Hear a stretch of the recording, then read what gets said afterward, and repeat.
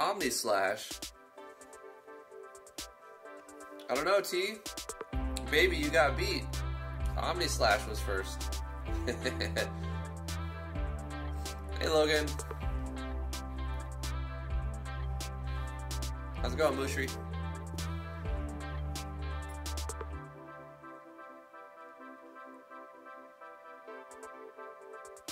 Mikey Kima, how are you doing? Jeremiah Black, good morning. Now, I had to take my system apart yesterday. Mine shows that you were first. Well, on mine, it shows Omni Slash like a split second before you said first. But you're always first in my heart, babe. You're always first in my heart.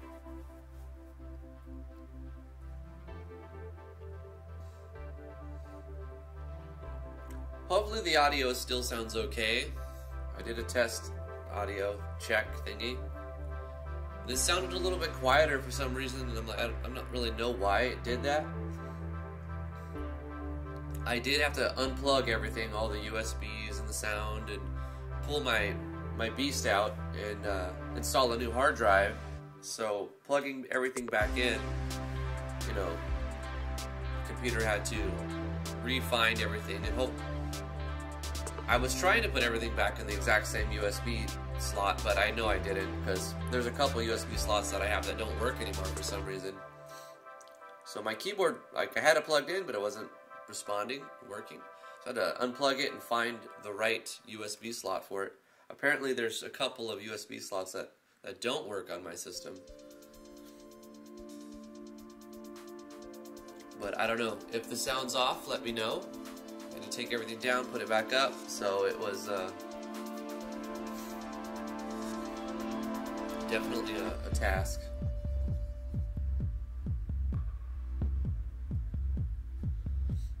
Omni Slash says he's recoding the game so that the guards work properly.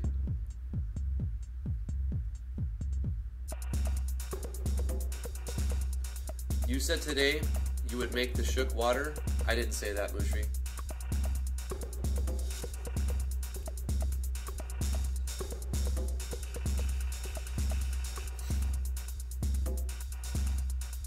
I may have said something like, we'll see if we have time tomorrow, but that's not a promise.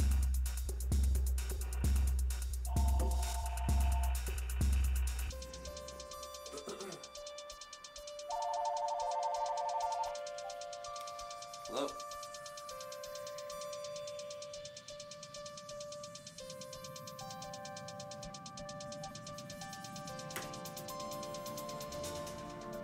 Sorry about that.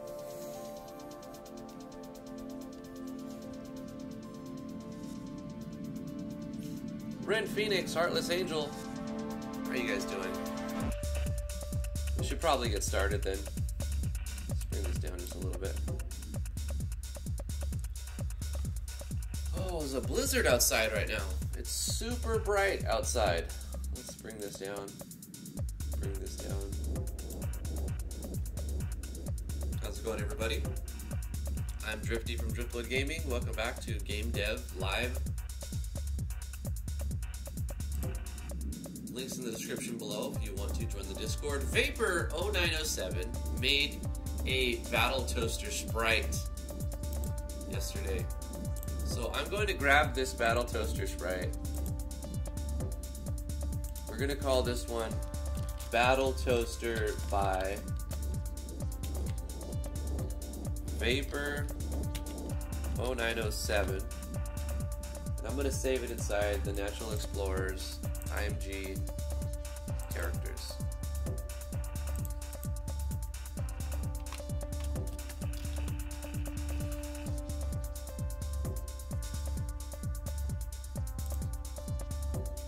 Can close this. Can close this too.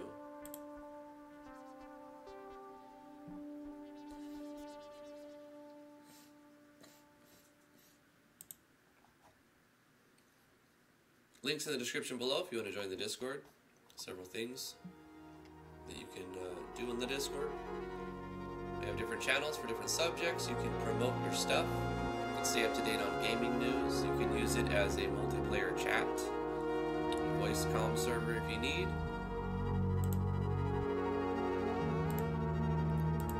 So that is available.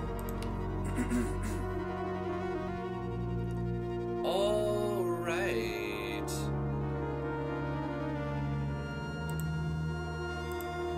This is a weird track. Toaster will evolve into Toasty at level 1000. Maybe. Hey Doc Weeze, how you doing? Music is kind of loud? Yeah, I had to change it. Thanks for letting me know. I'll bring this down a little bit too.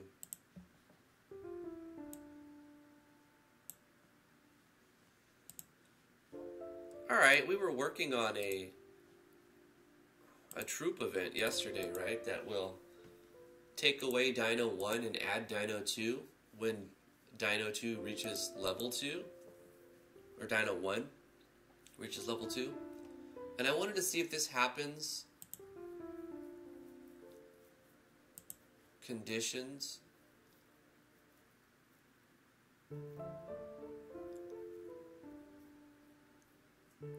Do we need to set this up with the switch just like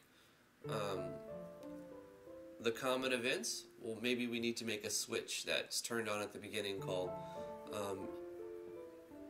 character evolve or something like that. Let's try this out a little bit. We never finished, we didn't get to that point where we were beta testing in combat.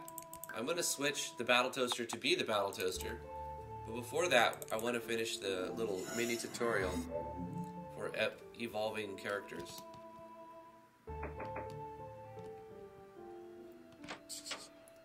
Hey, Vapor.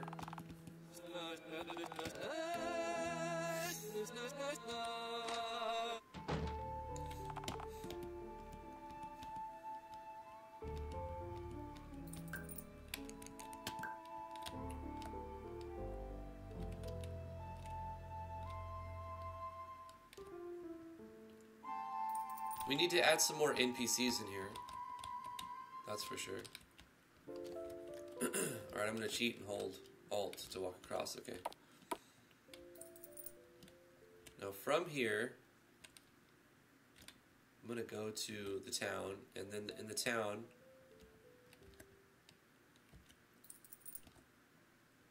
I want to get into combat, because I started him at level 2.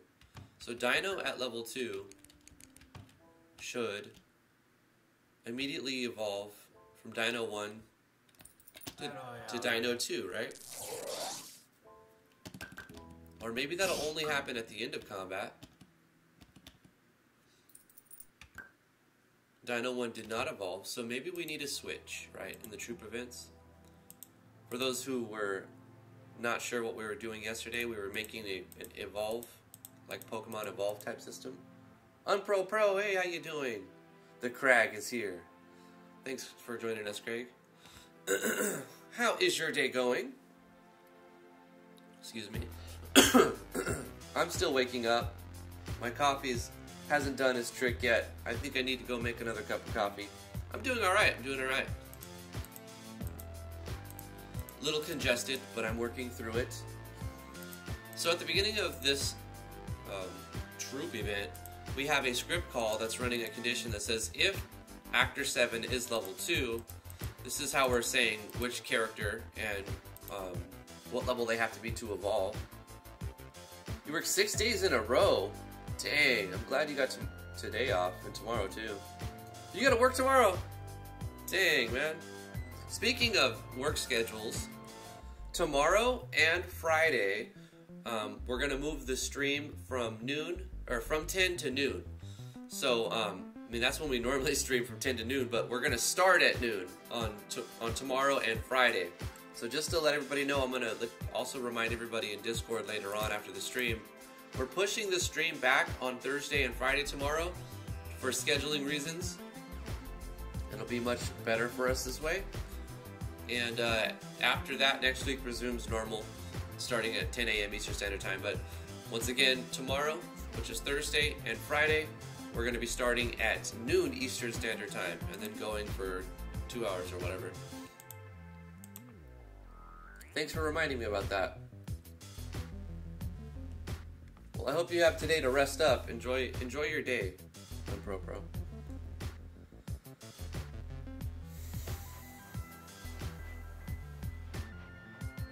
Aw. Sorry to hear that, Vapor. At least it'll be on YouTube afterwards. Thanks for coming, though. Enjoy your study hall, if that's possible.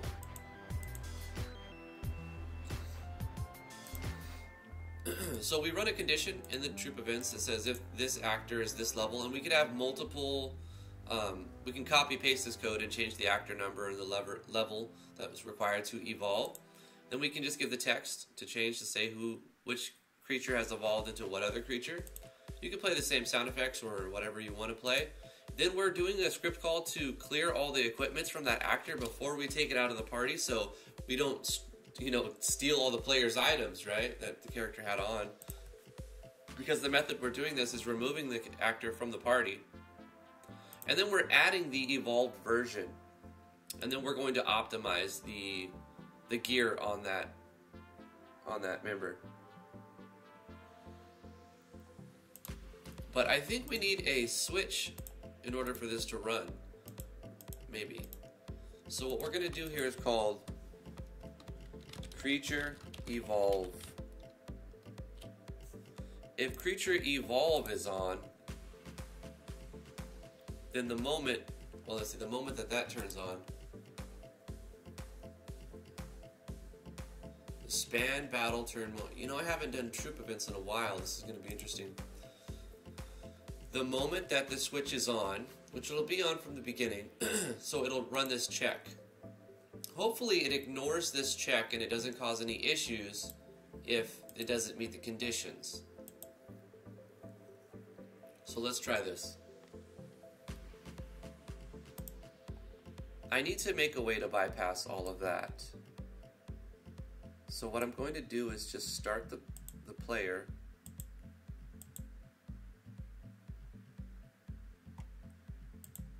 Here.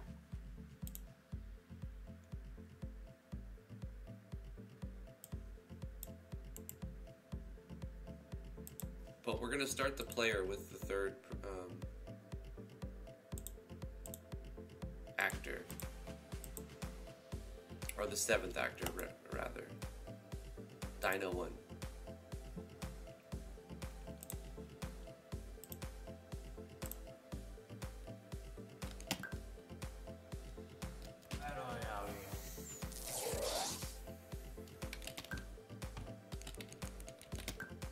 So we'll be able to tell when we evolve because the actor will gain hair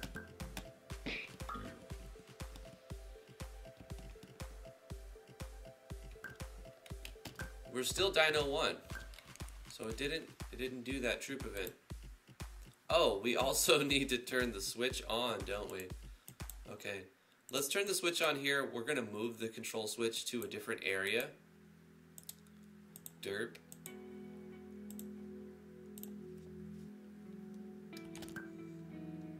To the initialization event where all of the other switches happen.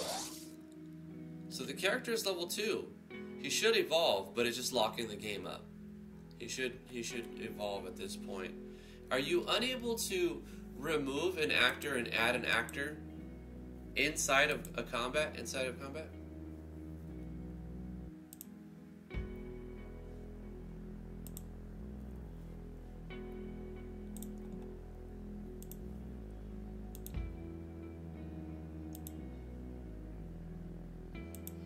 Let's try to change the timing from moment to battle.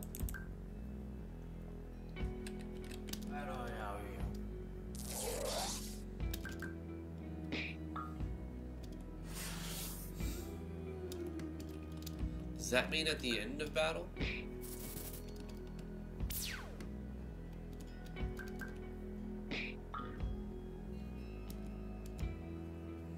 Zarwell says the code I used is wrong.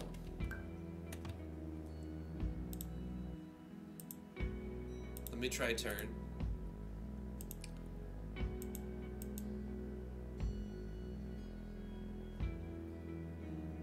Which code are you talking about here? To meet the condition, if game actors dot actor 7 dot level 2. So this is basically going to evaluate true or false. So if this is true, which it is, during this moment, if the switch is on, do this stuff. Even if it doesn't do the other thing, like switching actors, it should at least show the text. So we'll know that the condition has been met when we see the text, even if it doesn't evolve.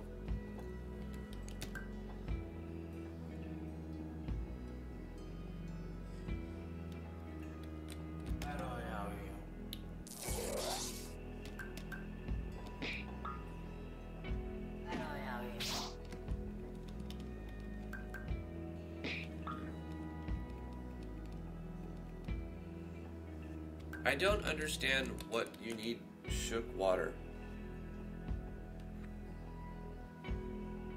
What is shook water? Let me search for this reference. Shook water.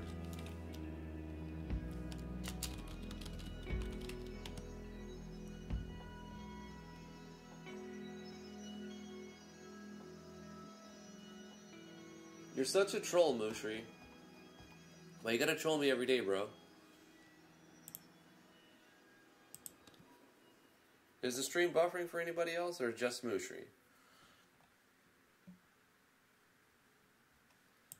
Right, okay.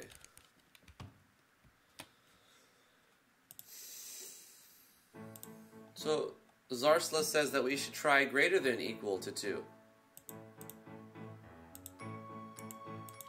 Okay. Instead of just saying if it's equal to this. Alright, we need to evaluate it as like this. And say dot level is greater than equal to 2, right? We could also just try equals 2. But we'll try like that. This could be the problem. Zarwell. Maybe we just need to create this, encapsulate this with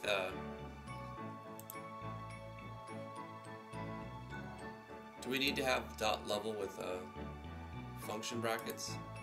Maybe not.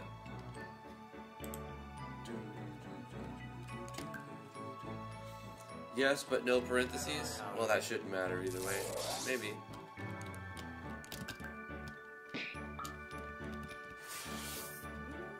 I prefer my water baked.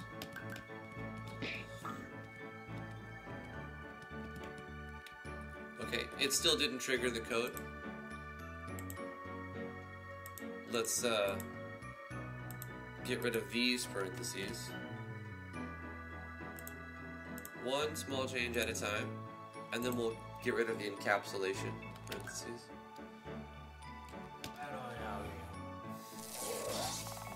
Dino 1 has evolved into Dino 2. Okay, so it showed the text, but trying to remove an actor and then putting in another actor has caused a problem with the inside of the battle system.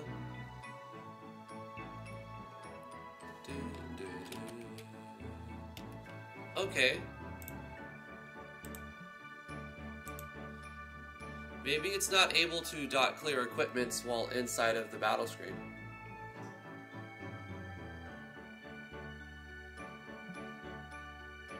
Well, it met the condition. Dot level isn't a function, right? Dot level is a property, isn't it?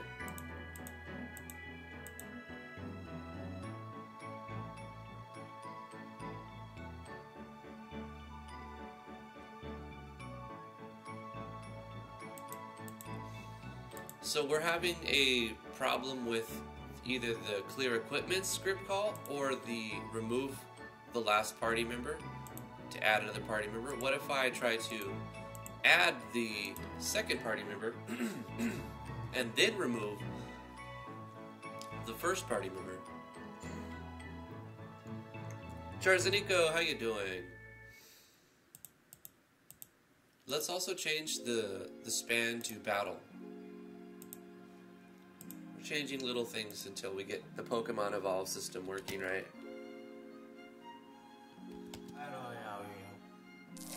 Or compromise on a less useful version of it. Cannot read the property splice of undefined.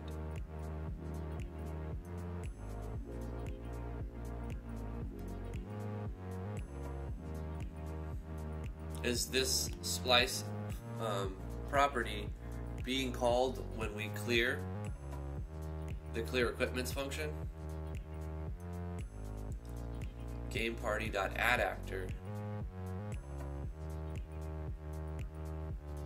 Add battler. No, it's not even that. It's the add battler part.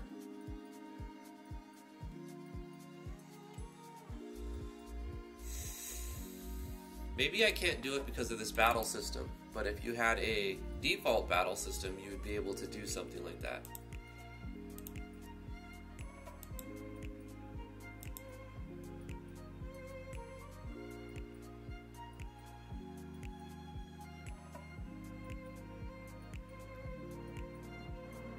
What if we did it outside of the battle, right? I think we should just control this entire thing outside of a troop event. This would mean we don't actually need a troop event plugin. I'm still gonna leave it on. But I think I know how to make it work. We just can't do it inside of battle. Let's just cut this code and we'll turn this off so that nothing's happening really. You know, nothing's happening here. But what we'll do is go to the common events and throw this in a common event.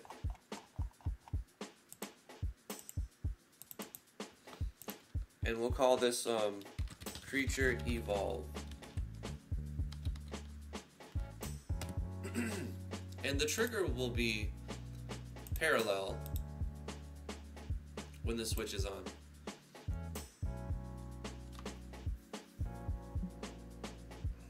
But we're gonna need something. Oh, I know what we could do. Oh well, let's see.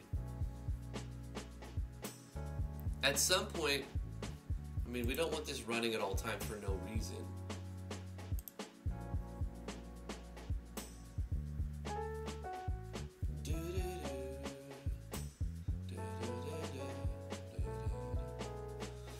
We just need to run to check, like after every combat.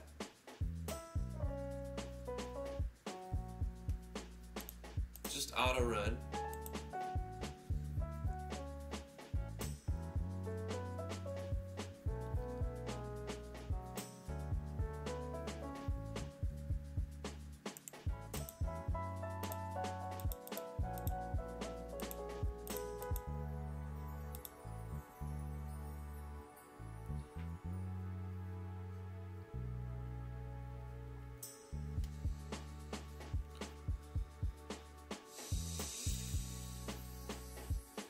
We can make this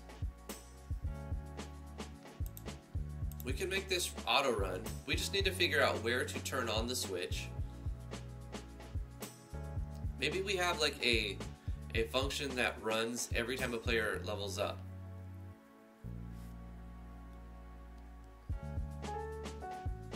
But we want it to not be in battle too, that's the thing.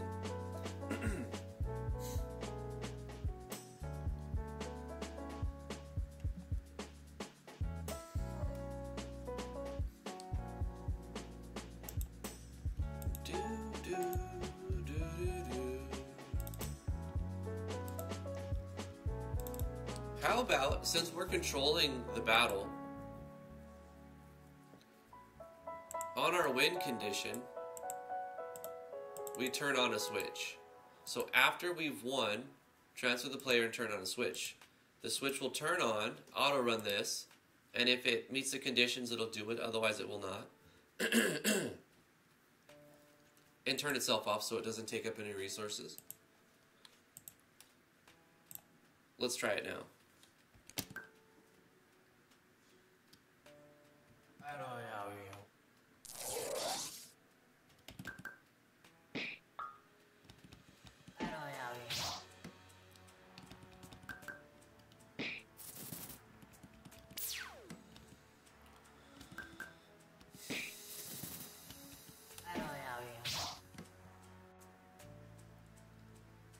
Your amount and message will be public.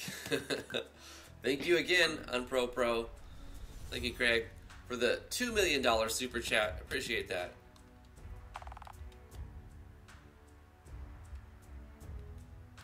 That's cool, man. You're donating every day. You don't have to be doing that. That's great.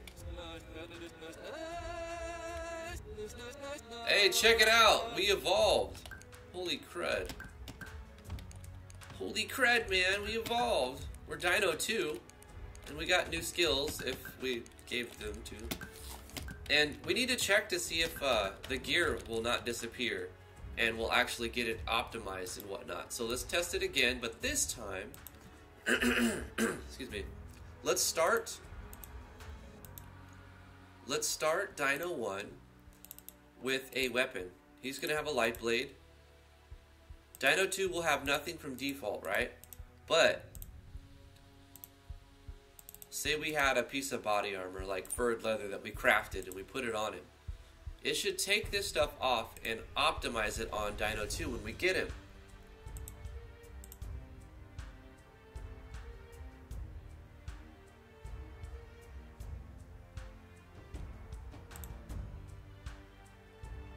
Yeah, I know what you're talking about. So we're Dino 1, and we have light blade and a crafted furred leather. We attack, boom, we kill it. After the combat, Dino 1 is evolved into Dino 2. We got hair now. And it took off the light blade and furred leather from Dino 1, and it optimized it onto Dino 2. It's awesome.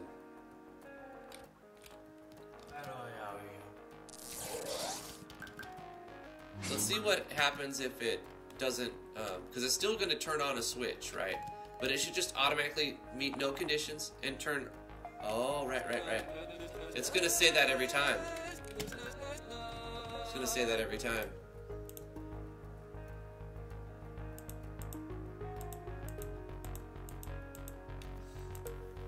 Because see, Dino 1 is still level 2, but he's not in the party anymore. So we need to make another condition.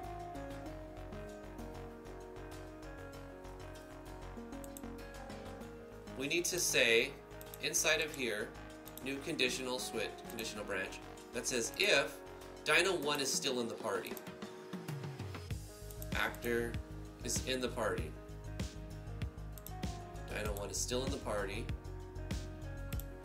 And we take all of this stuff and we cut it and we paste it in here. So now there's two conditions. First of all, we can switch these around. Just not that it matters very much, but I want to switch these around. So I'm going to cut this, paste this here, cut this, paste this here, and then I'm going to cut this, and I'm going to paste this inside here, and then I'm going to take this last code and put this inside of here. So it's going to read like this. If Dino 1 is in the party, check to see if it's the right level. If it's the right level, say the message, it's evolved, show the sound effect, the music effect, clear the equipment, add the evolved version, remove the first version and optimize the second version, and then turn the switch off. So if the Dino 1 is no longer in the party, it won't even check to see if it's the right level, and it won't do the stuff. This should work fine. Let's double check it. Awesome job on the evolution thing so far. Well, we're bug testing it. It's not perfect yet. Thank you, though. Congratulations on you, like, handling your anxiety, dude. That's fantastic, man. Everybody has, like, different levels of anxiety, and sometimes it gets the best of people. Dino 1 is evolved in Dino 2, and we get our gear. But now, it shouldn't tell us that message every other battle now, at this point, because Dino 1 is no longer in the party, so it should just, like, teleport us and that's it. Boom. Fixed it. Sweet! So that's how you do a evolution system. Very, very simple, easy way to do an evolution system.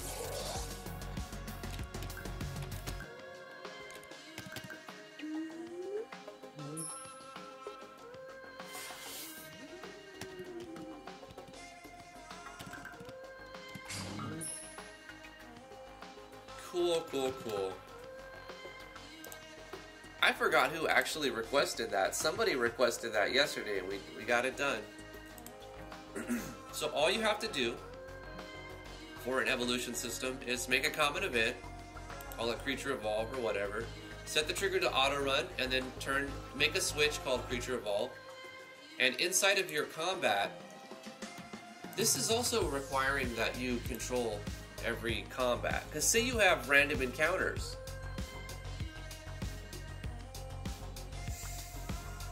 Hi Drifty, names in Dutch, spaghetti is jummy. Okay.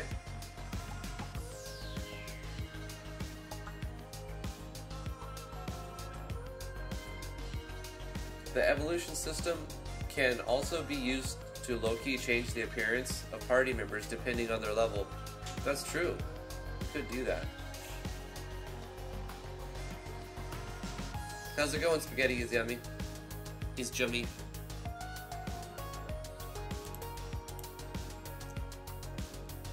Because to say you have random encounters, you're not going to be able to do the control switch after every fight, right? So how would you do this? Maybe you would need to use a plugin that calls a common event after every combat. Or, I know there's a plugin that calls a common event every time a character levels up. So you can use that instead of doing it like this.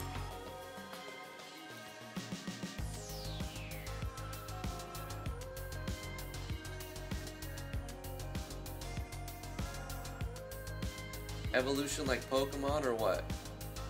Yeah.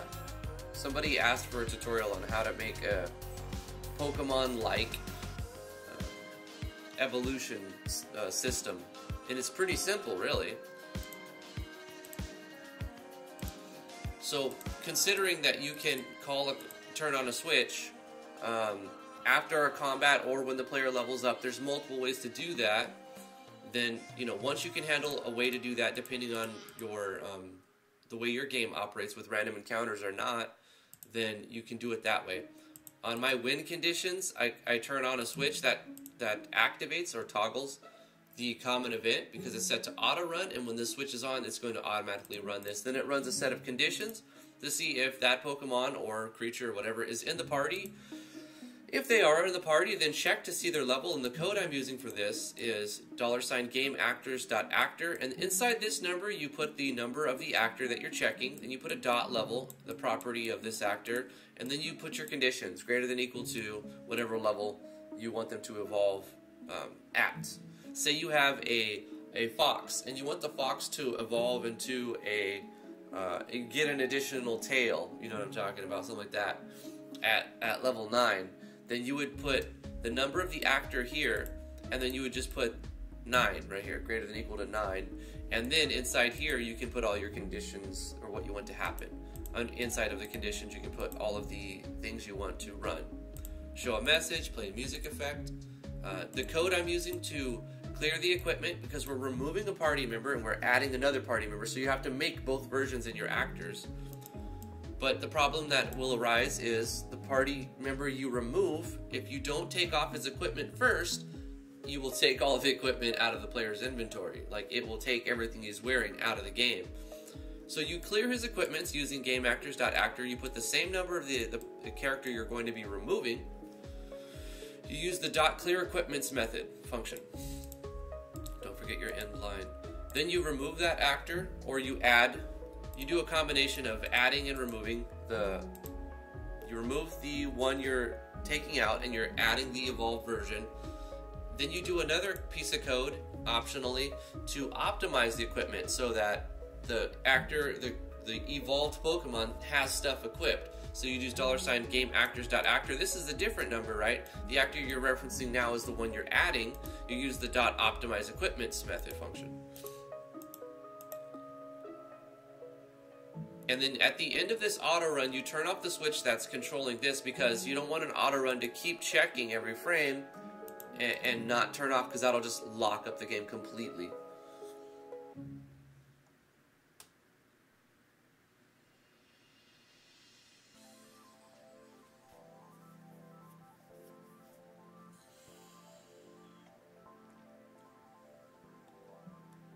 So you would need a common event for every character you want to do this for. You can reference the correct character. No, you don't, Red. All you need to do is copy this code, paste it right here, and change the numbers. Now, it's at the end of the combat, it's going to check all of the Pokemon that you have, or creatures or whatever, right? You can say, if Actor 8 is greater than equal to level 3, then Dino 2 has evolved into Dino 3. And then you can do the same thing, except now you're clearing the equipment from Actor 8, and you would add Dino 3 here. I don't have a Dino 3, but you would add Dino 3. You would remove Dino 2. You would optimize equipments for Dino 3, which would be Actor 9 if we did, for example,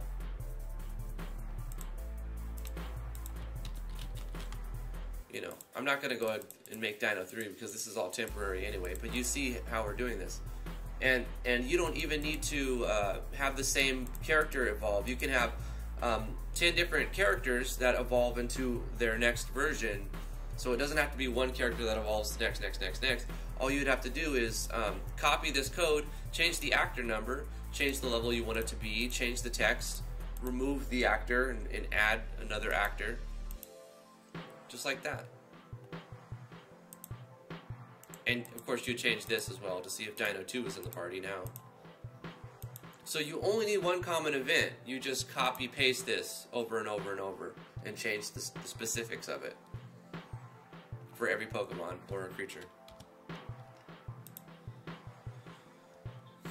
So that's pretty much it for that. We actually did it. Fantastic. Let's go back to System and remove Dino 1. Get back to the tutorial zone. I also wanted to change one sound effect for when the player starts a battle.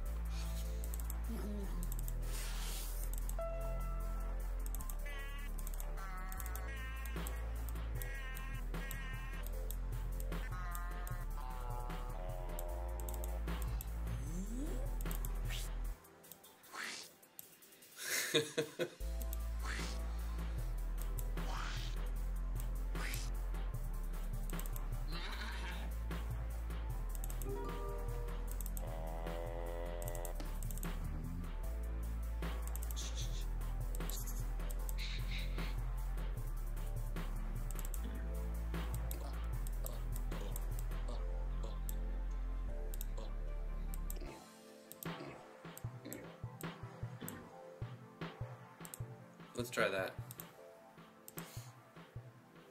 There was a lot of weird noises, Mushri. Oh god, he's messing with sounds now. So we're not going to do any Audacity. Not right now.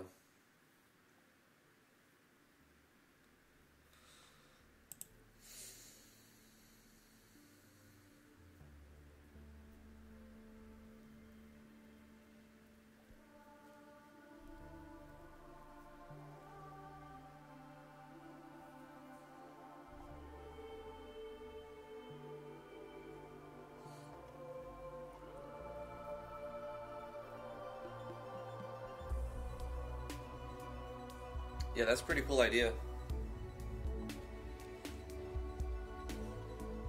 I like the whole soul beast idea. Like every character has a specific one.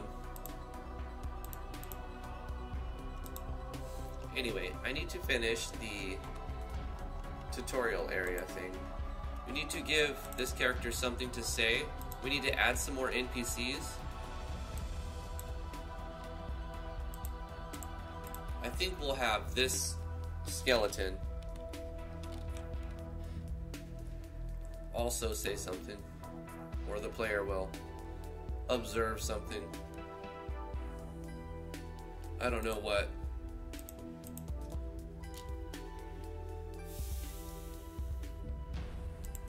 Let's make an NPC right here that will tell us. It's going to be Doc Wheeze. Doc Wheeze is going to be right here. And Doc Wheeze is going to tell us about weapon unleashes. Yeah. Name, Doc Wheeze.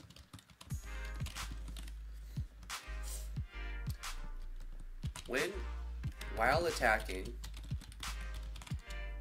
with your basic attack, there is a chance, we can conjugate, there's a chance to unleash a special attack. The actual percent chance is determined by your weapon level. Leveling up your weapon will let you unleash these special attacks more frequently. You know what I always like when games do? I kind of like it when the game rewards the player for trying to learn more about the game. So what I'm going to do here is make a condition. We'll make a self switch actually. Turn self switch on. Doc Wheeze. Okay, Zayman, how you doing? Busy day, Drift Guy? Always. It's always busy. Adding in NPCs. That's going to help the player and teach the player. While attacking with your basic attack, there's a chance to unleash a special attack. The actual percent chance is determined by your weapon level. Leveling up your weapon will let you unleash these special attacks more frequently. What we'll do is copy this page and paste it, and this time we'll turn on self switch B.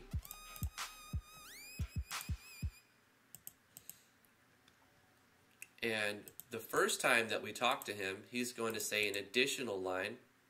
Wait, we actually need to include a face here, because I made a face.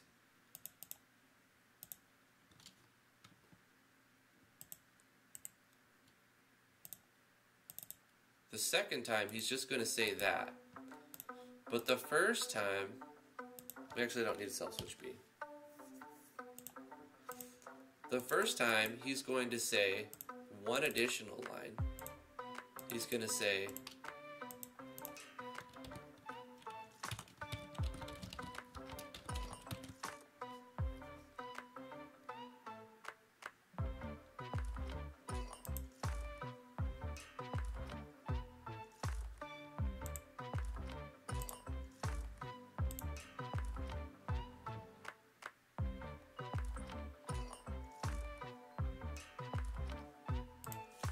all right, Bushri.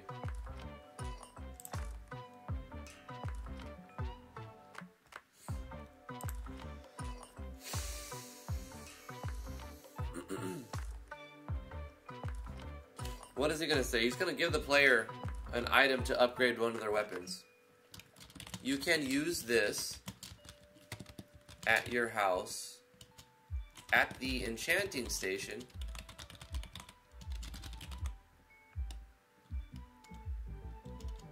found in your house,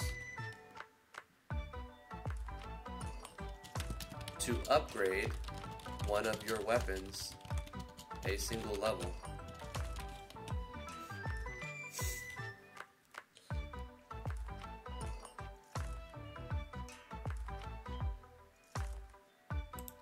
And then he's going to give the player an empowering stone. What did I call it?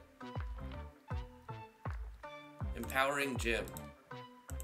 And then we're going to let the player know you've obtained an empowering gem. We'll say item icon. I don't know what number it was. Exclamation mark. Let's look at it again. 57 is what it is. So we're going to say you've obtained and 57, an empowering gem. He'll say one more thing. Show text, Docweeze, name, Docweeze. Be sure to unequip your weapon in order to enchant it. Wait, you'll have to unequip your weapon in order to enchant it. Be sure to put it back on when you're done upgrading it. Sweet. So Docweeze is a really cool character. He's going to give you an empowering gem and teach you about the enchanting system. Drift Guy, you join IGMC 2018. No, I'm going to be playing some entries with T, though. I don't have time to make a project specifically for it, unfortunately. Too many other things. Did Drifty notice me? Mushri, I notice you every day. It's impossible to ignore you. I looked at your art too. The R.A.M by Super Moosh. I see you. I see you. Oh, you joined? Okay, Zayman, that's cool. What's the name of your project? Maybe we'll take a look at it. I'd love it if I was an NPC in the game. Didn't I already make you an NPC? Let's see. M. No. I'll have to make an NPC for you, Mushri, because the thing you sent me isn't a character's art. I mean, that's just like a bust, right? I could use that for the face graphic, crop it. Anyway, I'll show you guys what I'm talking about. This is what Mushri sent me. So I mean, I can't use that as a character sprite. I mean, maybe I can. R.A.M. Nice, nice. I'll save it before I forget, okay? Save image as R.A.M. by Super Mushroom. And we'll put this inside of... I mean, it can't fit as characters, can't fit as faces. We'll put it in here for now. Right? And then I'll have to crop it into a face set. And I'll also need to make some sort of sprite that looks like it. We could do that. I could do that.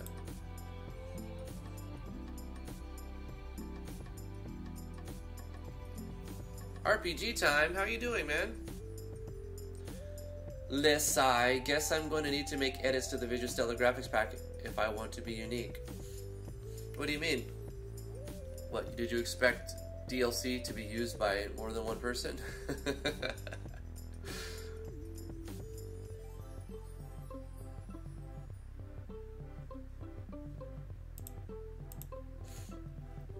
Vapor, welcome back. So we added Docweeze over here, who gives us an empowering gem, and then once you talk to him the first time, he gives you the gem and reminds you about that. It goes over here.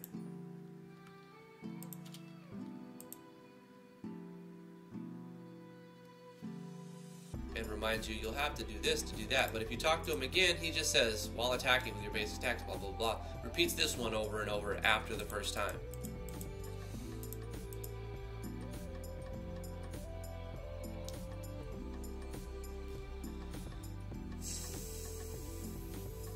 Alright, let's add another NPC. We need to give Bubbly Oasis something to say, right? Bubbly Oasis is going to tell us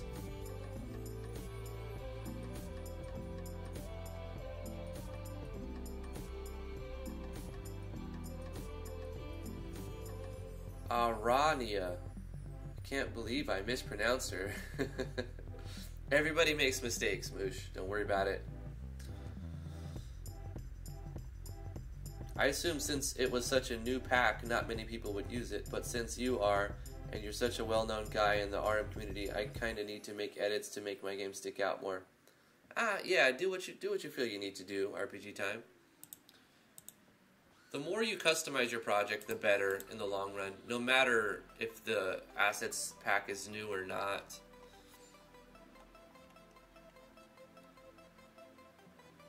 I'm using this for only one zone right now, to be fair. I'm only putting this asset pack in the learning zone, the tutorial area for right now. Am I going to say that I'll use it, that I won't use it somewhere else? No, I may use it somewhere else, but I think it makes a very perfect, like for any game, like it's a perfect tile set for that special area where the player learns about the game's mechanics, the optional area, or even semi-optional area. It's perfect for it. It's a really great tile set for that specific purpose. It also has like this ruined version of those tiles, like back here. This is for like the Star Wars, but medieval time Star Wars, where like Anakin goes back and smashes the school. You know what I'm talking about? Everything's all smashed, and I killed them all.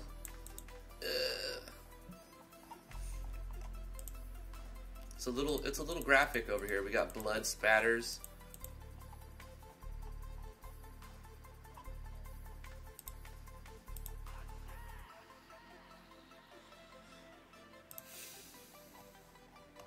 All right, more tutorials. What are some more functions in the game that like I just like assume people know that it's easy to be like, oh, well, this is obvious, isn't it? No, as the dev it is, but as a player you may not know. So I have to rack my brain and think about functions in the game or mechanics in the game that are maybe obvious, but they're not said anywhere. They need to be said somewhere in the game. So in this tutorial zone, I need to talk about all of those mechanics. What are more of those? What are some more of those mechanics? The battle system. We could talk about the battle system.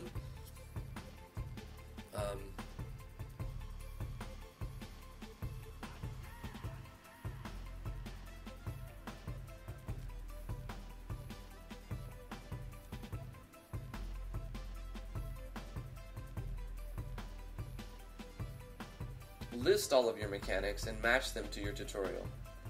That's a good idea. I don't want to open up a text file and start listing them though. Right now. It's not a bad idea. It's a really good idea. How can we program a multiple endings like visual novel type of game? Well, the same way that you do almost everything with switches and variables, right? And at the final scene, you have a common event be called, and inside that common event you just have a bunch of conditional statements saying if you rescued this person, then you'll get this extra cutscene. If you killed this person, then you'll get this cutscene, or you won't get this. You can make it like condition to say that this switch is off. That could be a condition. You just make a conditional branch tree. Chaos theory. That's it. That's it. You can use a variable to track how far you got in the same quest line, or you can just have a series of switches to make special conditions. It's really not complicated. When you understand how to use variables and switches, you can do so many things. You can do so many things. And another thing is learning some basic stuff. Okay, common events. Learn how common events operate, and learn how to, like, say you've learned, you know what a switch is, you know how it can control something if it's on, and if you can make it specific if it's off. You understand variables. You can check the conditions in an event for if a variable is, here's the variable I'm checking, and if it's over 5, do this. you have to understand a few things, right? Variables and switches is one. The order of operations inside of the event editor. I've gone over this several times, but it's very valuable information, so I'm going to go over it real quick. If you have several pages, right? When an event is placed, you're going to have several pages. The game is going to interpret the event from the highest number of precedents down to lowest. So what it's going to do, it's going to look at this 4-page event and say, can I run page 4? Well, there's no conditions, so guess what? Everything on page 1, 2, and 3 is completely ignored because it meets all the conditions for page 4. So almost every page past the first one is going to have some sort of condition to run. So we'll start using switches. So I wish that this was a little bit more intuitive for the conditions because it's a little bit limited here. It specifically requires that a switch be on if you checked, but I wish that it had another box that says on or off that required this switch be on or this switch be off to run. That would also be very helpful. You can require that the party have an item or the actors in the party, but really you're going to be using this area the most. Switches and variables. So that's the one thing to understand. How does the game interpret the events? It starts on the highest number. It'll see if it can run that page, and if it can, it's going to continue to run that page. So what you do is you make a condition right here. On this one, you'll have this condition. On this one, you'll have that. So on this one, it'll run. It's going to, when the game starts, it's going to see, are these 2 switches on? And does this variable meet the right thing? Probably not from the beginning, right? So it's going to say, okay, we can't run 4. Try number 3. Are these 2 switches on? Oh, okay, they're not on yet. So try to run 2. Is this switch on? Oh, it's not on yet. So try to run 1. And then it's going to be like, okay, we meet all the conditions for 1. Do everything inside of 1. And then from here, you can move the game to a common event, to another event, however you want. Or you can do a switch at the bottom that meets the conditions for here. And then when all of this is done, it's going to turn on a switch. Now, when the event is triggered, either through action button, auto run, or parallel process, it's going to say, can we run 4? No. Can we run 3? No. Can we run 2? Well, this switch just got turned on, so now page 1, ignore everything on page 1 because we're going to run page 2. And then it's going to do all of the things in page 2, and say you turn on the tutorial mode on this one. So you add another switch. It does everything here, then it goes to page 3. And it's going to check this event again when it comes to another trigger. Can we run 4? No. Can we run 3? Yeah, because we got these switches on. And then you can be like, okay, control the variables in this one. Now it's going to say, okay, the variables are now over this number, and the switches are on, so ignore page 1, 2, and 3, run page 4. So that's one key feature to setting up, multiple endings for events. You would do something like that. We don't want to save anything in this event. Another thing you need to understand is how common events work. So let's look at a common event. A common event consists of a name, a trigger, and a switch, and its contents. The name is completely arbitrary. You can call it whatever you want. It doesn't matter. It won't change the game, but it will make it easier on you when designing this common event if you give it a good naming convention. So you'll say something like multiple ending controller, right? So now you know what this common event is for. The trigger is going to be what is used when this common event, what calls this common event to happen. Now, it doesn't necessarily need a trigger because you can call a common event from other events. Like, say this other event that had all of the conditions, you can just say, okay, now that all of these pages are met, I want to call a common event a single time. So we would go to page, what is it, 1? Yep. You go to page 1 under flow control and you call the common event, and you would call your multiple endings controller. So now everything that's inside of this common event is going to happen when all of these conditions are met. And you can set this to auto run or parallel process or whatever you want. You actually want to do auto run if you're going to call a common event simply like this. But with an auto run event, you also need to do, here's another thing that you need to know. How auto runs will lock up your game. So you never want to have an auto run that doesn't resolve itself. So after you call an auto run event, you want to do a self switch or something else that turns off the conditions for this to work. So you would do like a self switch A, then you do a new page that's got condition self switch A. So if you turn on self switch A, this is no longer auto run, it's action button, so it won't keep freezing up the game. So it calls the common event, and now this event is no longer doing anything, right? it's like automatically call this common event and then turn it to do nothing. So that's going to happen like that. The common event can be called that way without any trigger. So it was called from an event, so it's going to run its contents a single time. You can also set your trigger to auto run, and instead of calling the common event from an event, you can have something else control a switch and just turn that switch on.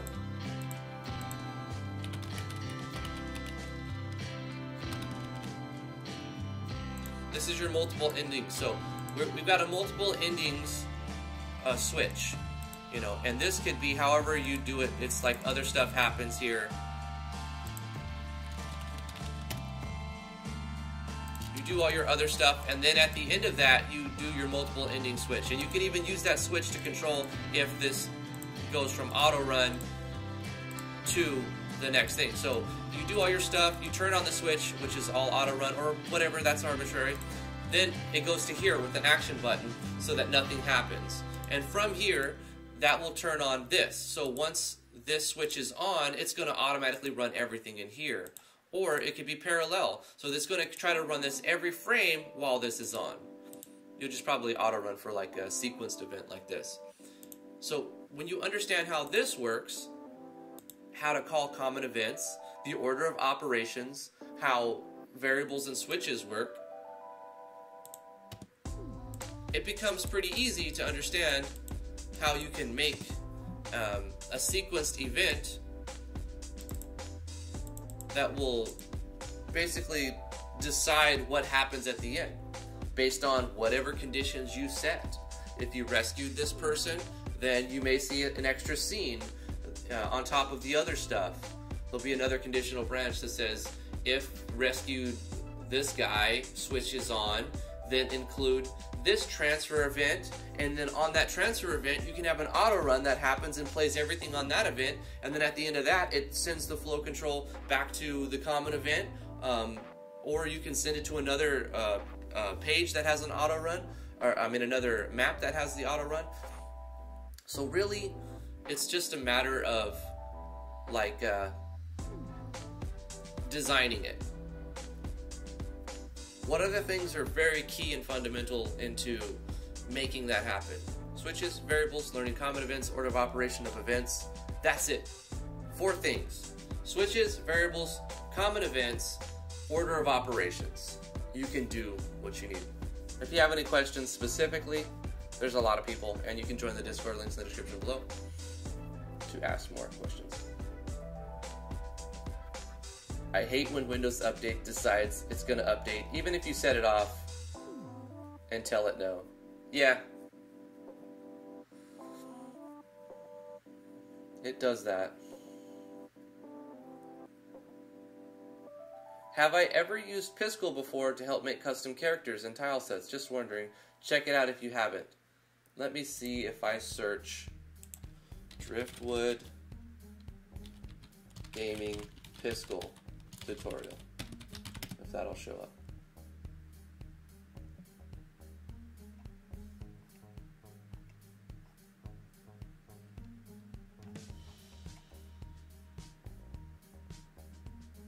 Yeah, here it is. First result. This will answer your question.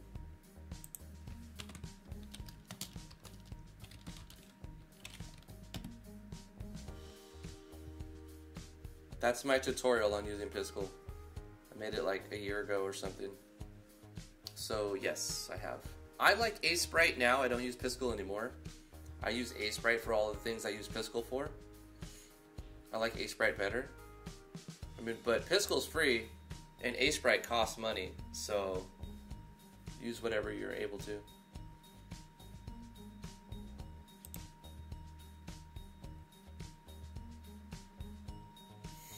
A-Sprite, yeah, it's this software. It's called A-Sprite, but it's spelled A-S-E-P-R-I-T-E, A-Sprite. It's really cool. Let's make something right now. Say we wanted to make like a character sprite. I'm not going to make an animated sprite because it takes too long, but we'll make a steel frame spray. So I load up a 48 by 48, I pick a palette, you know, to limit my colors a little bit, and then I start drawing, and I can do symmetry to make it easier on me.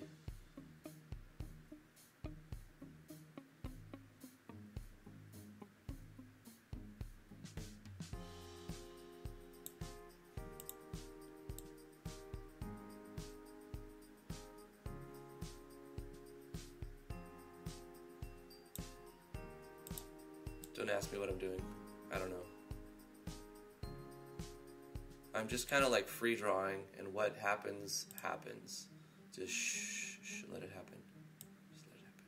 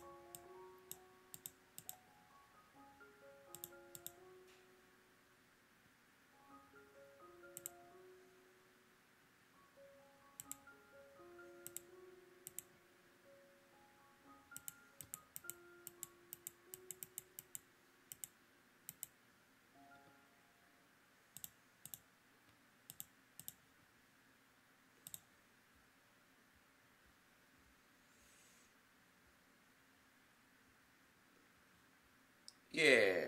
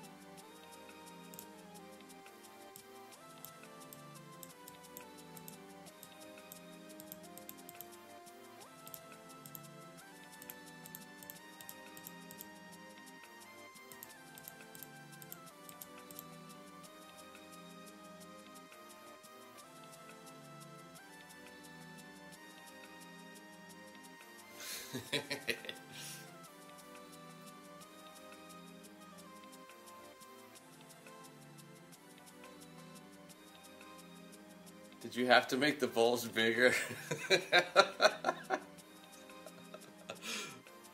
Yeah. He was once a new dude. Now he's king new dude. He's wearing a suit. What are you talking about? He's got a suit on. That's his gi.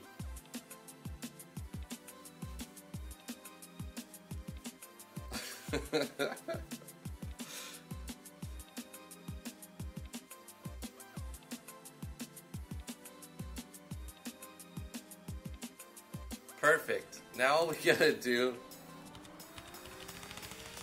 is give him 12 frames. And we export the sprite sheet.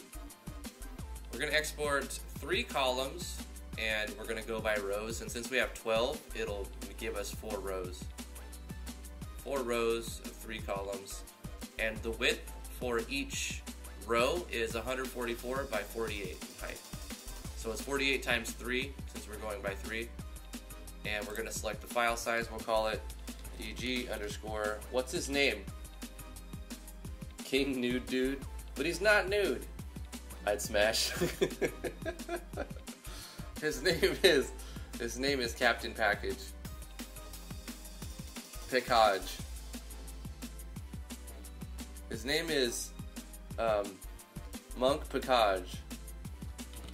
Monk Package. Save it as a PNG file. Say OK and export that sheet, and it's going to give us this sheet. Then we go to our project and say game, open folder, and then we move to wherever we saved it. We could have saved it inside of there as well, but I put it here inside of its own folder. Copy, and because I'll use this A-Sprite for other engines as well. But you can put it right inside your RPG Maker project if you so desire. And I'm going to put it inside the game's characters, IMG characters. Paste it here. We have to rename it. I'll hit F2 and then up and then home, and I'll do a $sign or exclamation point, a $sign, so it knows it's a single thing, not a set of 8. And then we can save the project, and when we access the database, it will populate the list. Monk Package, and now we have Monk Package as a character. This is what I use to make sprites now. Instead of Pixlr, I use A-Sprite because it's fast, it's easy, and the file size is very small. It's like 2 kilobytes for like an image. I mean, this is probably like 15 kilobytes. Actually, I'm curious now. How big is the image? 2.5 KB. Like, that is so small for a piece of art in your game. This is like, if you want to make your game on mobile, you definitely want to export your arts from A-Sprite or something that really has that kind of compression.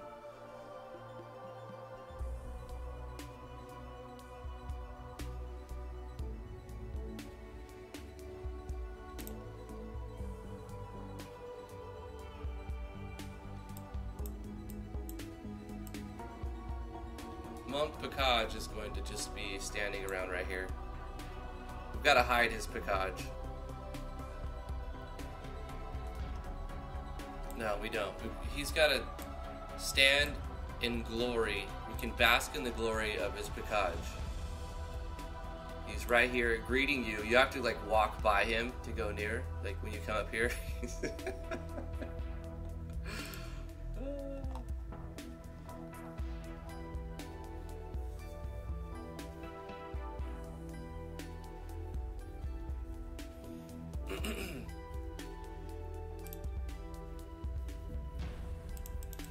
Alright, what does Bubbly Oasis say?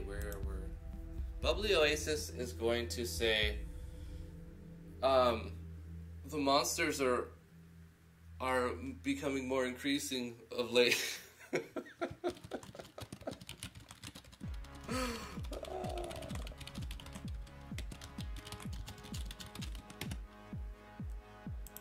Yep. What does Picage say? Show text from name Monk Picage. If you need to walk near him, cling to the wall. He's like, ah!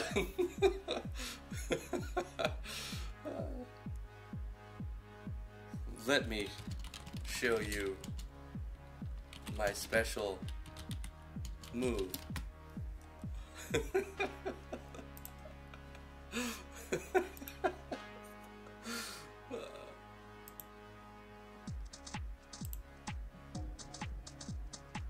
Something tells me his special move is a thrusting motion.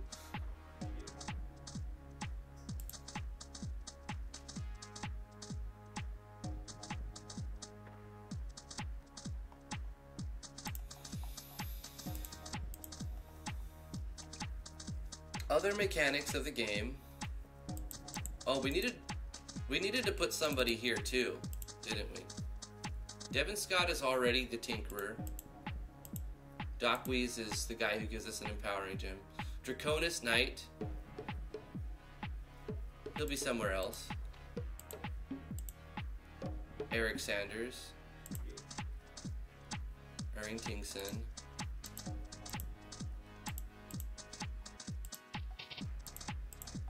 I think I've resized most of these, so it should be K-Mix Dash.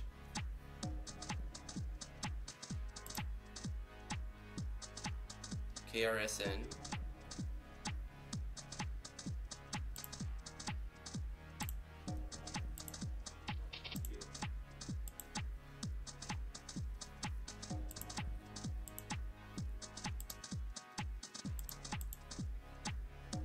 We need someone to be the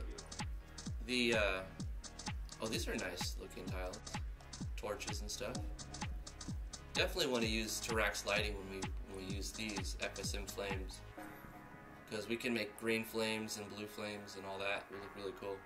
We need someone to be the receptionist. Just, you know, equal opportunity. Doesn't have to be male or female. We're gonna make it just some receptionist.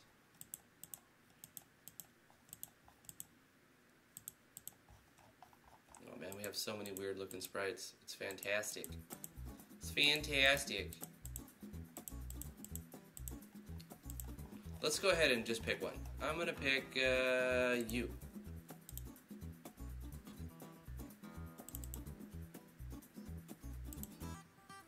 Yeah, you work. You were fine. This is KRSN3.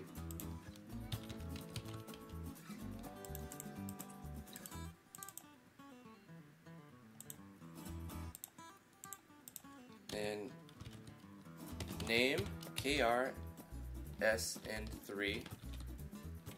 I'm just the receptionist.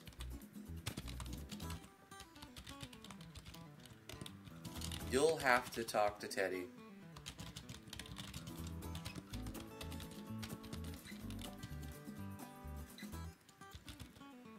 For more help.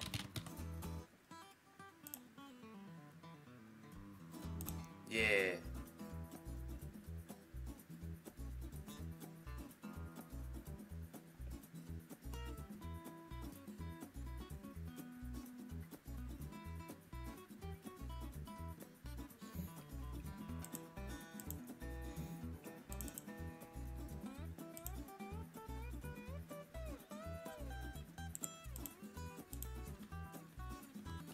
Do you, let's say, this is for Mushri, shake the water cooler?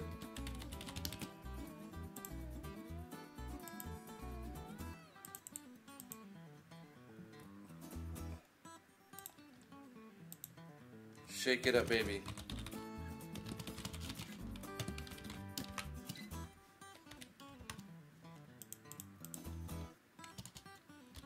No.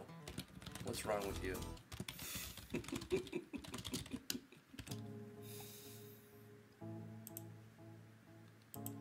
But who are we talking to? This kind of breaks the no.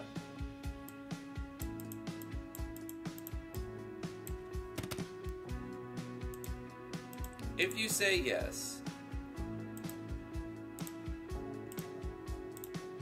gotta do this. Let's get a, just copy paste this, make this as painless as possible.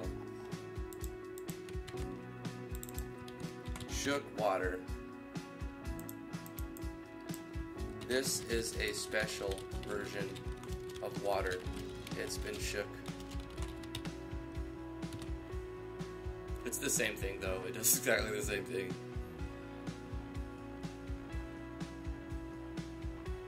But you can only get it here. If you say shake it up, baby, then we're gonna copy this and paste this. And if you say no, it does this one, spring water. But instead of giving you spring water, it gives you shook water.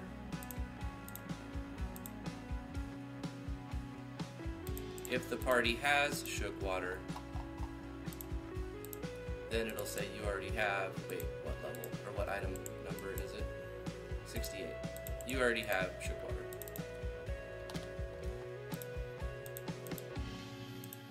You pour yourself some, 68.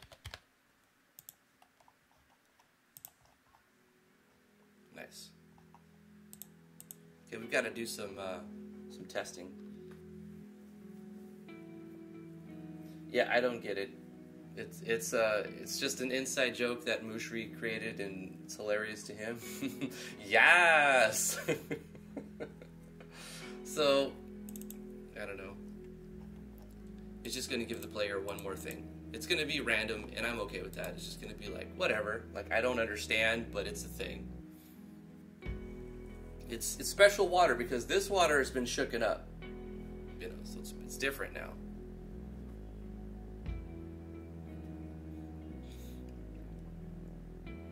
It's the shookest water. And you can only get it here. You can't even buy it. You can't craft it. Wait. It is in the Tinkerer's menu, but let's remove it. Because you can't craft it. You can't craft shook water. You have to shake the water cooler to get it.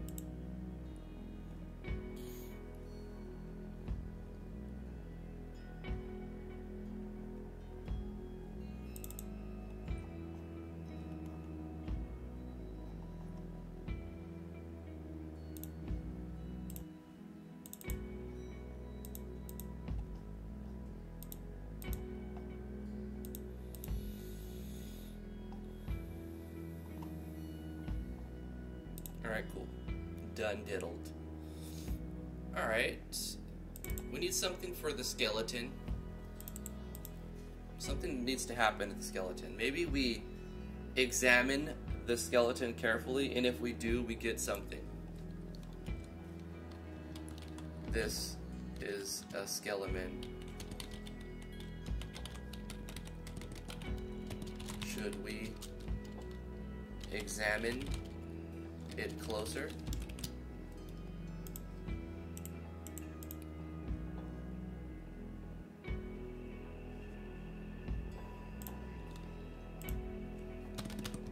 Let's take a closer look, or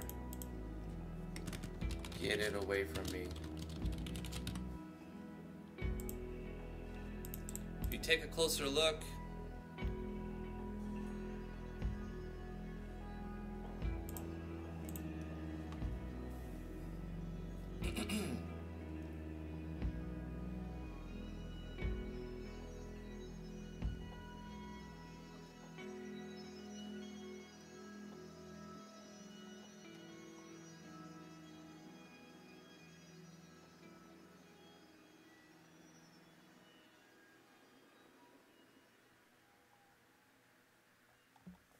We're gonna have to make an item here.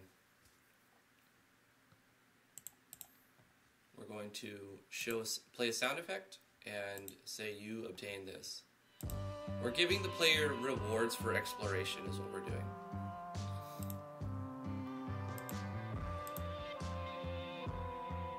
For participating in optional content, they are getting things for that.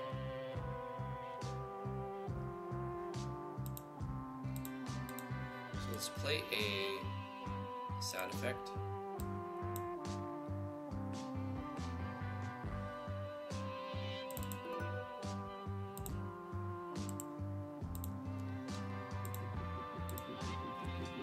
You've obtained a skeleton bone. We'll just call it item icon. What was it, 68? 69.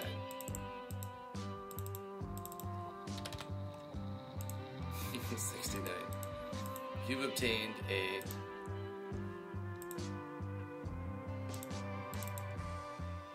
skeleton bone. A bone fragment.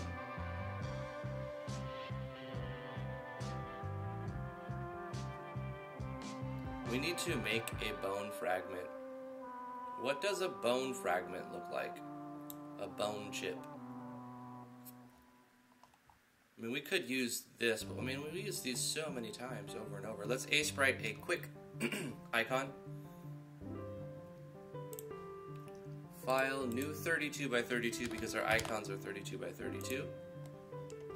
And we need to make a quick bone fragment or bone chip. Bone chip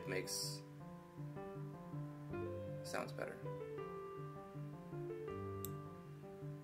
How do you get more icons for items and weapons and such? You make them. Easy. You make a 32 by 32. Watch me do it. Watch me. Watch me. Watch me. Ooh. We're gonna pick a something.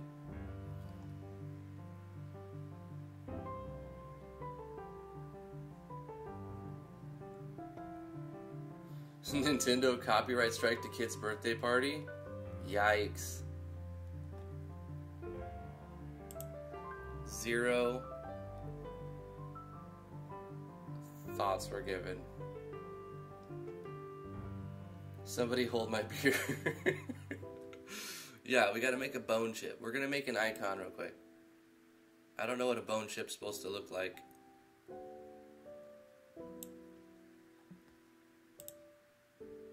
If you see phallic images, it's because you have a dirty mind, okay?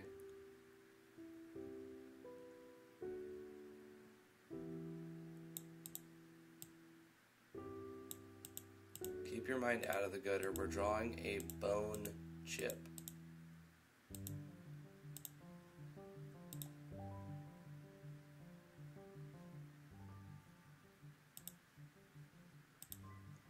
Definitely stay away from the flesh-colored parts.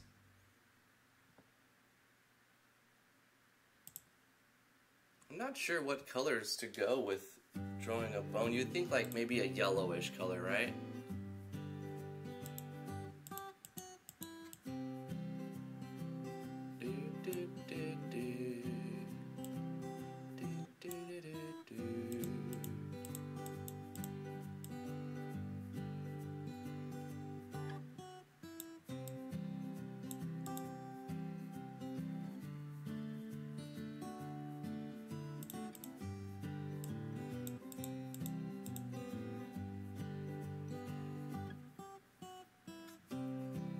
That's so weird. I don't even know what.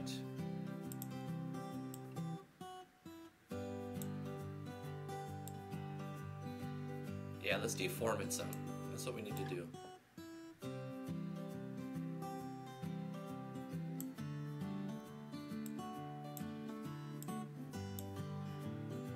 Be like, what is that? It's a bone chip. It's just a chip from a bone. Let's fix the colors now. I don't think I have the right color scheme for this.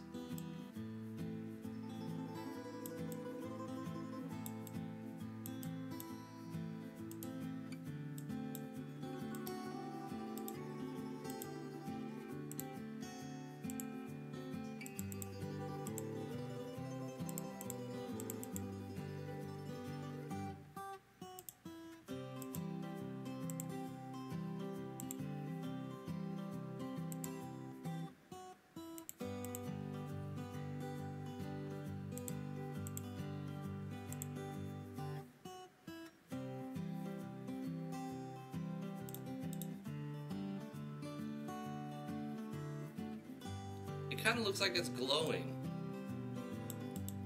I don't think I did this right. I should have started with the dark colors on the outside and then lighter as it got to the inside. But whatever, I'm about to just be like, that's what it is. Done. Nailed it. 15 out of 10.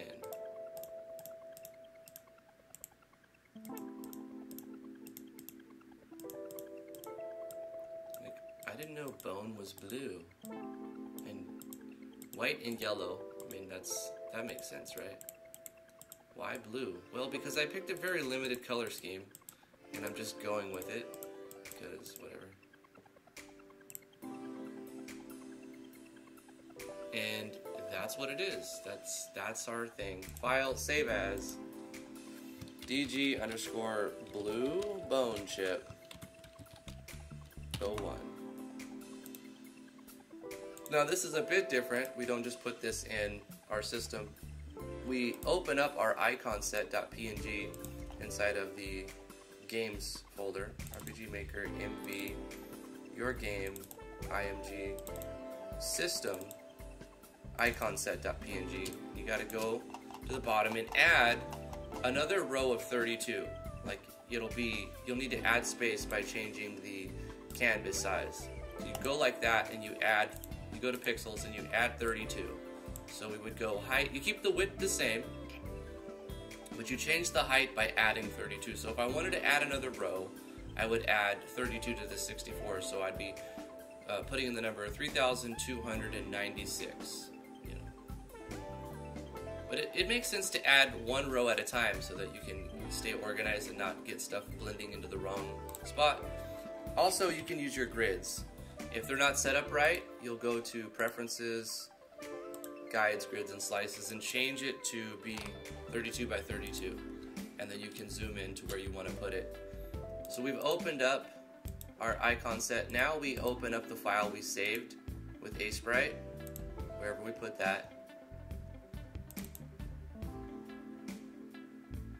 Oh, I saved it as an Sprite. Well, we'll need to actually save it as a PNG.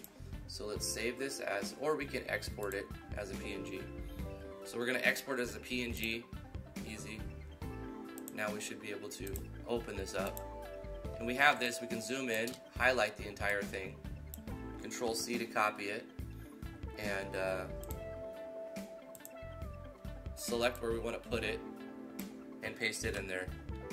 Easy peasy. We file, we save, overwriting the original PNG file, iconset.png. Do you want to overwrite? Yes. Okay. Minimize that, and then it won't immediately be there, but it's there. You select it, you hit OK, you save the game, you reopen the database, it'll reload the JSON in the art, and so you have that there. Now we have bone chip, and this is a piece of bone found, the remnants of some skeletal structure.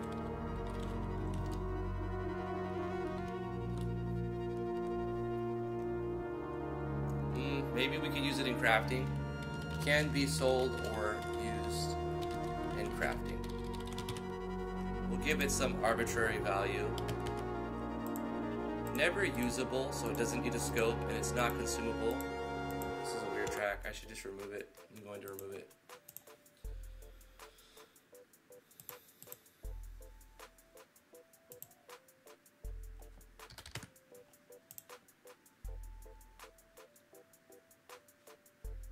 Now we've created an item.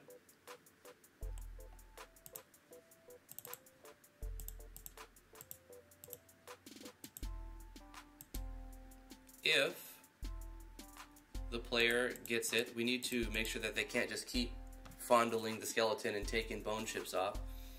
So what we'll do is make a self switch. We'll copy this and paste this, and we'll say self switch here. But then what we'll do is get rid of this. Or we can just create a new page rather. And make another piece of text saying, you see a skeleton.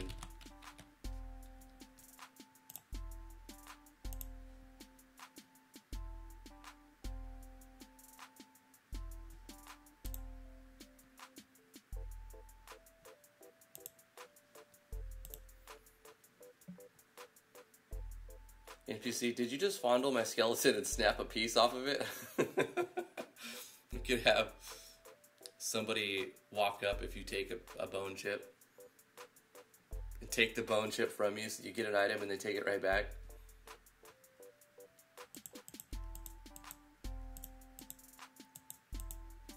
That's some kind of pointless functionality, but why not? I mean, we could do something like that.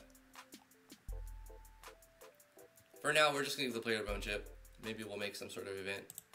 Somebody's over here at the table facing down, and you break a piece of bone off. He walks up. Did you just break a piece off of my skeleton? And then you can tell the person yes or no.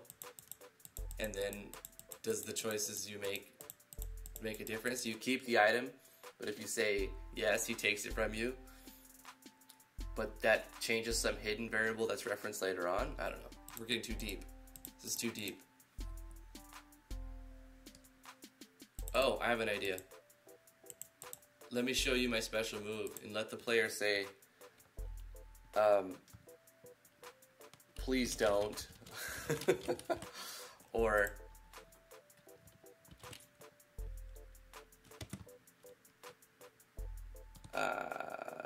when the player's into it, yes, show me how to slay.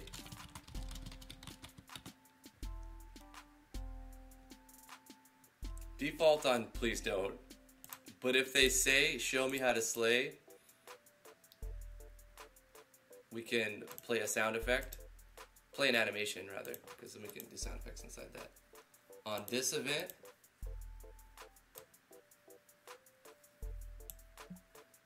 we'll make a new animation. Wait for that to complete. And then show an animation on the player.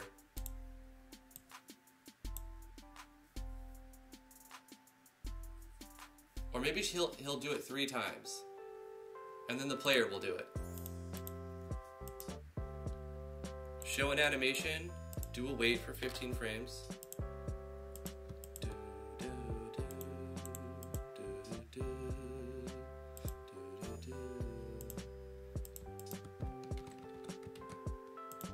Then the player does it. And then Monk Pacaj says, alright, now you try. Boom, boom, boom. Now you try.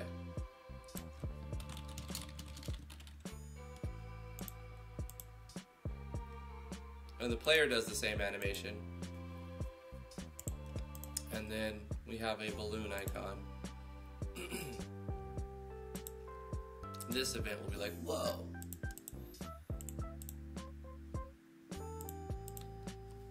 And then he says, excellent work. Excellent job. Take this. I made it myself. As a reward. Take this as a reward. I made it myself. And then, wait for it. Wait for it. Wait for it. Strange liquid.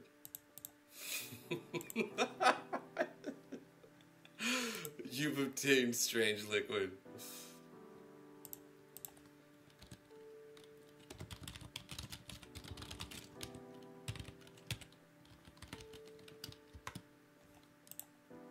I forgot what number it is. 42.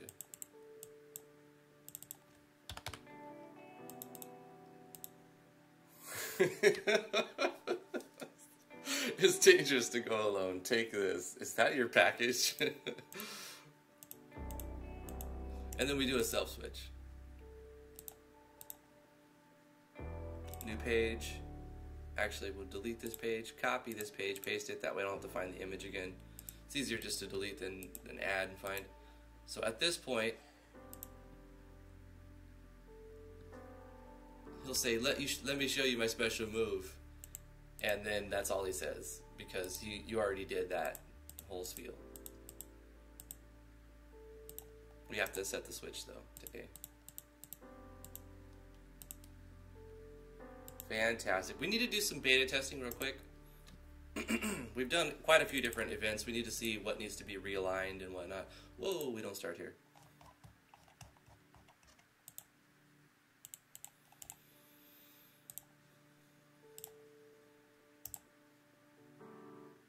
Use the sound. Shit. I've got to do that. Oh, we need to make the animation. We got to make an animation. The animation will have the Monk Picage move. Oh, we should probably just create something because it's going to take a while. We should copy a pattern and then make it quickly. So we're running out of time. And we'll just name it Monk Picage's move. Monk Picage's move.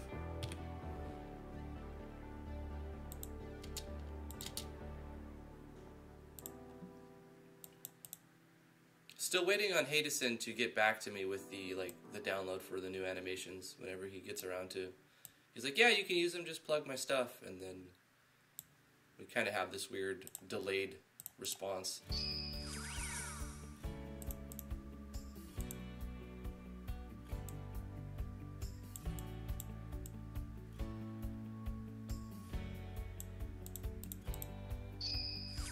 Yeah, that's good. Let's change the sound effects.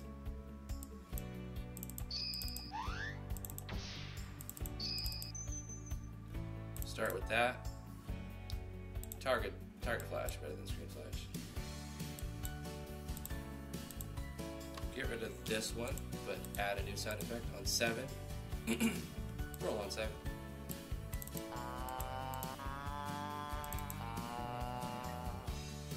Ah.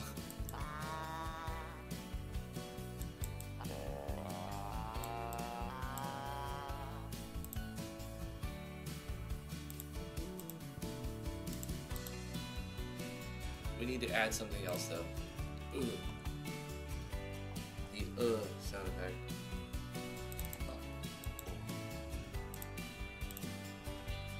Oh, did I overwrite? Dang it.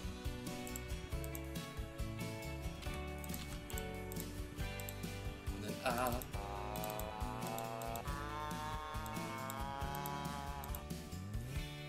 but not on frame 4, on frame 7.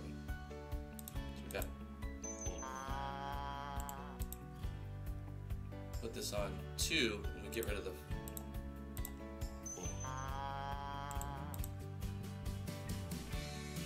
wait, maybe this should be on 2.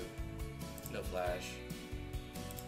But then this one will be on 6 or 7. 6 target.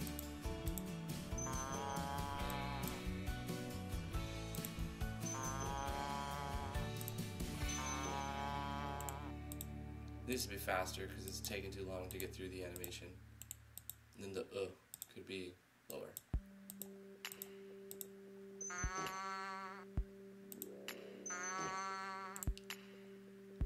Maybe we get rid of the and just go Let's put that on 2.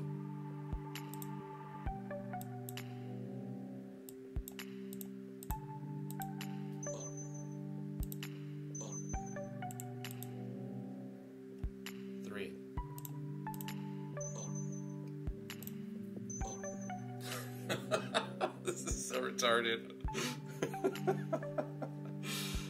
Oh man.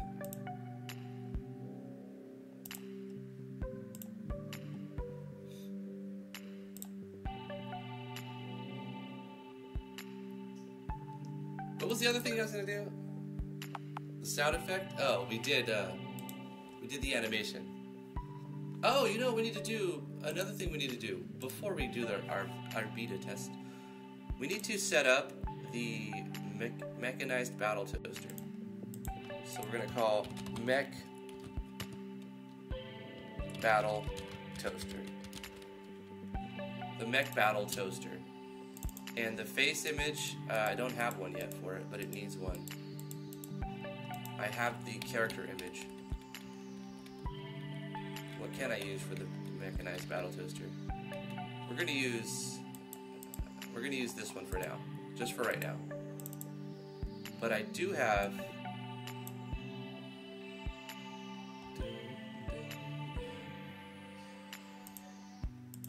Battle Toaster. And the battler is going to be, I don't know. I don't have a battler for it either. I'll have to make a battler. I'll do this tomorrow. A battler and a face for the Mechanized Battle Toaster.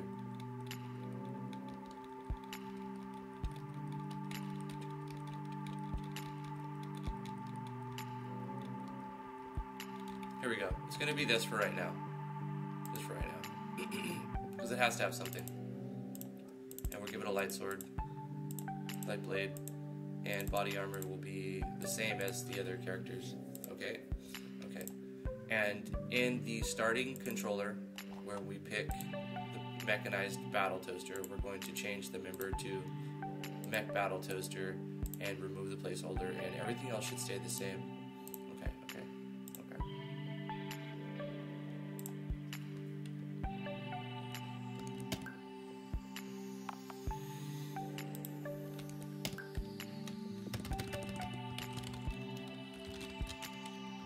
Oh, I missed one thing. Darn it. Okay, Mech Battle Toaster is actually character 10.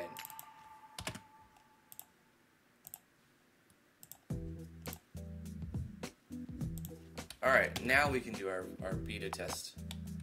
Mech Battle Toaster, yep.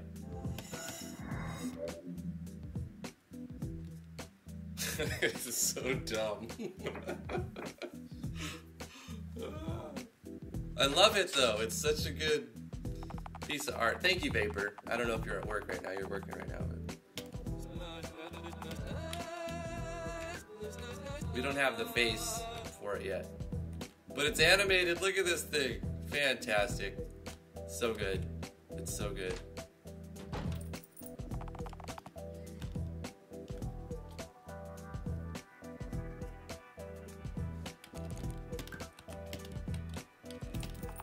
I'm just a receptionist. You'll have to talk to Teddy for more help. Teddy, how do I turn off the burp sounds? No, turn them on. Okay, no questions. Let's see, test this. Shake the water cooler? No. You poured yourself some spring water. Shake the water cooler? No. You already have spring water. Shake the water cooler. Shake it up, baby. You poured yourself some shook water. Shake the water cooler. Shake it up, baby. You already have shook water. So we get both of them. You got spring water and shook water. There you go. You were noticed, Mushri. You're impossible to not notice, just so you know. Oh god, oh god. Can we walk around him? Can we just walk around him? Okay, please. Let me show you my special move. Please don't. Let me show you my special move. Show me how to slay. Now you try. Excellent job. Take this as a reward. I made it myself. You obtained a strange liquid. Oh god. Oh man. Strange liquid. Actual substance is unknown. It could do many different things. I'm Ikaman. Do you like dinosaurs? I like dinosaurs. The monsters are becoming more increasing this way. All of these books say stuff, but we tested them already. The map, you can see the map, escape to exit. Hey Drifty, how do you feel? I feel alright, I feel pretty good. While attacking with your basic attack, there's a chance to unleash a special attack. The actual percent chance is determined by your weapon level. Leveling up your weapon will let you unleash these special attacks more frequently. You can use this at the enchanting station found in your house to upgrade one of your weapons, a single level. You obtained an empowering gem. Needs to be like a sound effect there, like doo-doo-doo or something. We'll add that. You'll have to unequip your weapons in order to enchant it. Be sure to put it back on when you're done upgrading it. Talk to him again. He says the first thing, but that's all he does at this point. And if we go right here, oh, this is below character. We need to make this need to make that. So that's all the things we needed to test. We need to fix some events. Let's work our way backwards. This needs to be same level as characters. I also want this event to be right here, but actually not have the image. That way if the player tries to talk to, this is going to be same as characters, if the player tries to talk to KRSN3, from here it will still say the thing. That was fine. What else did I need to change? Oh, I needed to add a sound effect. When you obtain something, you should get like some sort of audio. Even animation would be great. On the player, you get item. Did I already make a get item thing? Generate dungeon, open chest.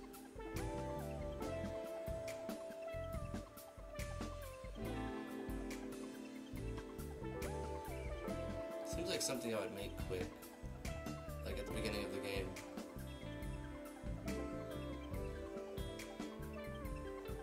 We need a get item quick sound effect or animation. So 208 is going to be our get item sound effect that plays before the text. Animation, real quick, something easy to do.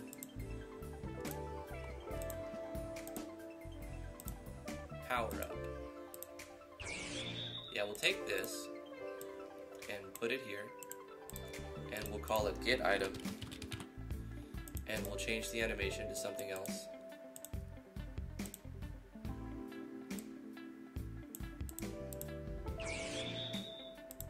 That's kind of lame. Maybe this one. I mean, that's kind of cool. We need to change the sound effect now.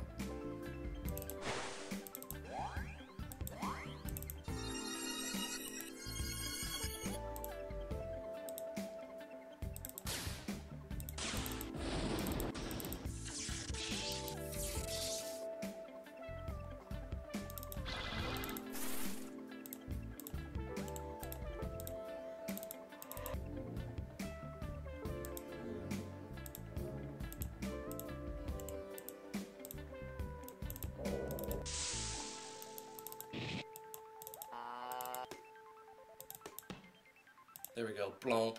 That's great. On frame 4.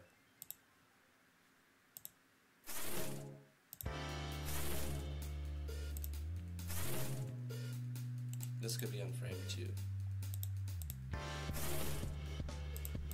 Frame 1 does nothing.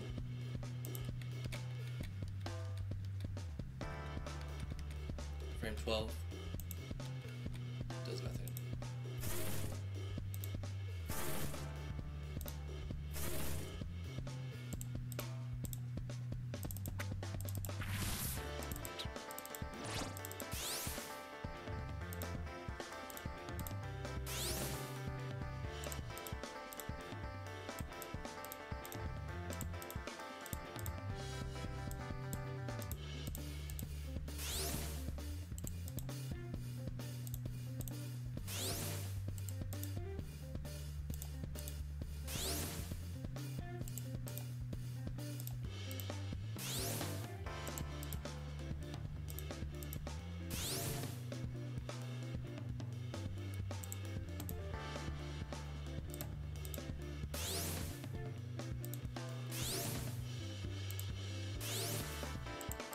I don't know, I'm just not happy with this. Let's try this again.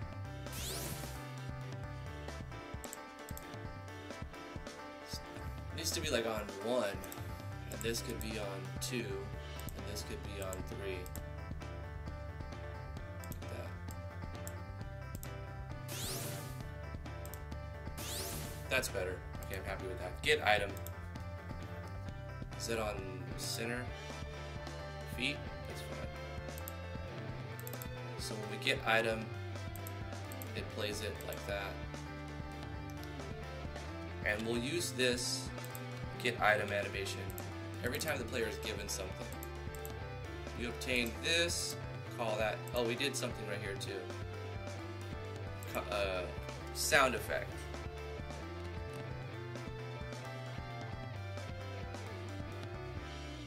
Maybe, I think I've been using a sound effect, but an animation's cool too. Maybe we'll do both, sound effect and then the animation. I'll fine tune that as we get further in the game, and then I'll homogenize it so that they're all, when you get an item, it's very similar. Maybe with some variants, but very little. That's going to do it for today, guys. Thank you for coming to the live stream. I really appreciate it. You guys are awesome. I love all the interaction we get. I had fun today. It's a lot of fun. Hopefully you guys are having a good day as well. Good luck on your project. If you need help, come to the Discord. Links in the description below. If you'd like to follow me, I am on several different platforms. Twitter.com/driftwoodgaming, Twitch.tv/driftwoodgaming. You can subscribe to my YouTube channel if you're here. Like the video if you do like these live streams, appreciate that. If you'd like to support what I do and you'd like to back me, I have a Patreon page, patreon.com/driftwoodgaming. All support is appreciated. And thank you so much, UnProPro, for the super chats. And that's available to people if you want to super chat, but you don't have to. Even if you want to come hang out, that's really, really cool. There is going to be a stream tomorrow and Friday, but we're starting at noon. So I normally stream 10 a.m. to noon Eastern Standard Time, Monday through Friday, but tomorrow and Friday, we're going to be starting the stream a couple hours later. So we're going to be starting at noon so that we can still get a stream in. Well, that's going to do it for today's episode, today's show, today's live stream. Love you guys very much. Thank you for the support. We'll see you guys tomorrow at noon. Bye, guys. Mushri, we got it done. We did the shook water. Vapor, thank you so much for the toaster. It's very, very cool. I appreciate that. Take care of the Rocket Cat. Charles and Nico, you have a good day too. Heartless, thanks for coming. Everybody. Ren Phoenix, always a pleasure, sir. Thank you for coming. This whole day's progress moves the project into more risque territory. Nah. Okay, maybe. But it's great. It's great. Take care, OmniSlash. Have fun. Spaghetti is yummy. Thank you for coming. Alexander Burkle, thank you. Last time I bring you any packages from Amazon, I swear to cord.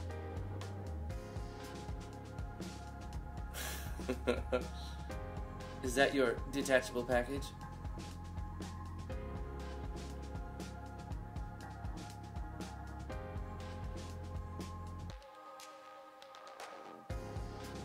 You can loot all the money. Ren made an event where you can loot all the money from a shop owner, but then when you leave, he comes back and takes it. That's funny. Fondling the skeleton, that's my new catchphrase, says the Rocket Cat. Chainer, good morning. Have a good one. Hope you have a good afternoon as well. Thank you for coming if you're still here. Hey Mix Dash, thanks for coming. Josh Stid, thank you for coming to the live stream. Charzanico, everybody who I missed, thank you so much for coming. I gotta go now. Boro B. You guys are awesome. Remember to stay awesome. We'll see you guys tomorrow.